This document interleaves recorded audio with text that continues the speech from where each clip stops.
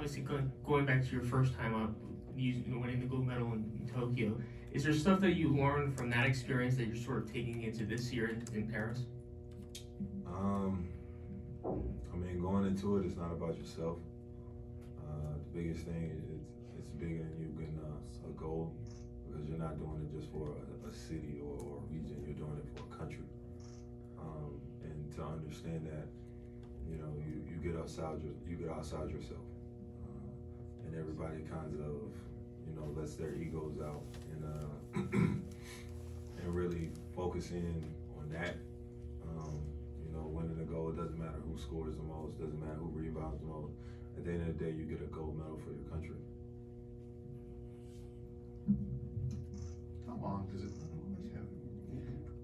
does it take for this group to come together? I mean, you've got 4 practices and then you play. I mean, obviously you're 12 of the best players in the world, but it's kind of unusual, and Canada's going to take that game a little bit serious, even though it doesn't count for anything. How do you fast track that process of really coming together as a group and understanding what everybody's job is? I feel like we've seen and played against each other enough to where you understand everybody's, tendencies and what everybody's skill sets are, and you kind of mix that. I mean, you got some of the 12 best players, so I feel like it should be easy to figure out how everybody needs to gel and how we need to communicate and move as a unit. Last time it was you and Draymond, really, the center rotation. You guys kind of play the same way now with Joel and AD there. How do you see the big rotation working out, not just overall, but whether you can play alongside those guys as well?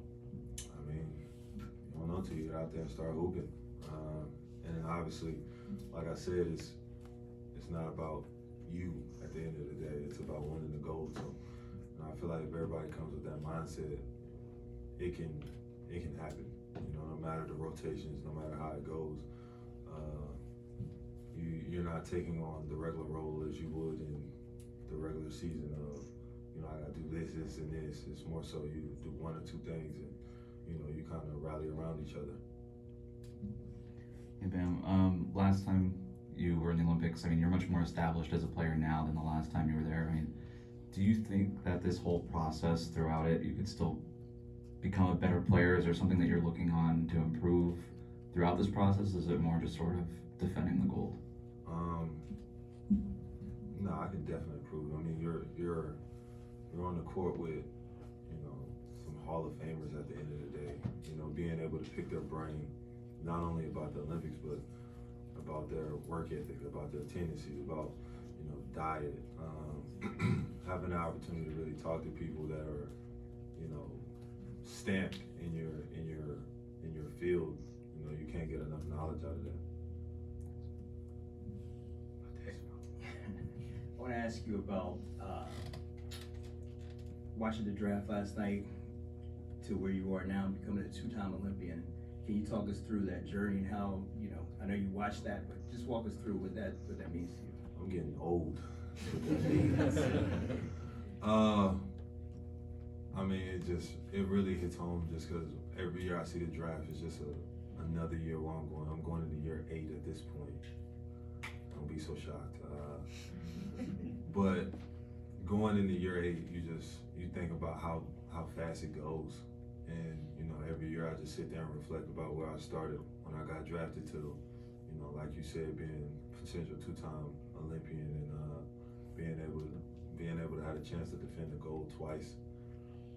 It really puts it in perspective for me, and just being blessed to have these opportunities. Bam, I'm interested if there's any other events outside of basketball that you want to attend and why. Yeah. Water polo. I watched it on TV the first time, but you really don't understand how hard it is to tread water until, one, you get in the pool.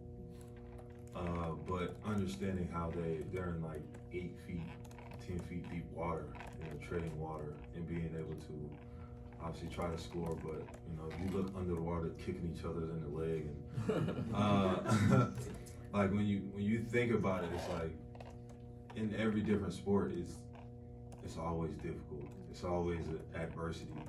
There's always something, a different twist to it. I would say, and it was it, water rafting, the one where they kind of, you know, do a little canoe through the checkpoints. Whitewater rafting. There it is. I mean, obviously, seeing that, never seen it done, but you know, in the Olympics they make it look easy, and then track and field, and then obviously we gonna go to more. I think fencing is one that I feel like I could actually be, you know, I can actually start to gear up to jump in the ring in. You know, I feel like I got the wingspan for it. And with the draft last night, and you know, it's been that many years for you. How important is it? I know, 7 years. Yeah. You know, how much has this place been home to you and building this future here? And then I know you joked before that you might get another banner up there as well, and just having this as, I know, it could happen. Yeah. But you know, being here 7 years, going on 8, has just been nothing but love. Obviously, not only from the fans, but from the organization as a whole.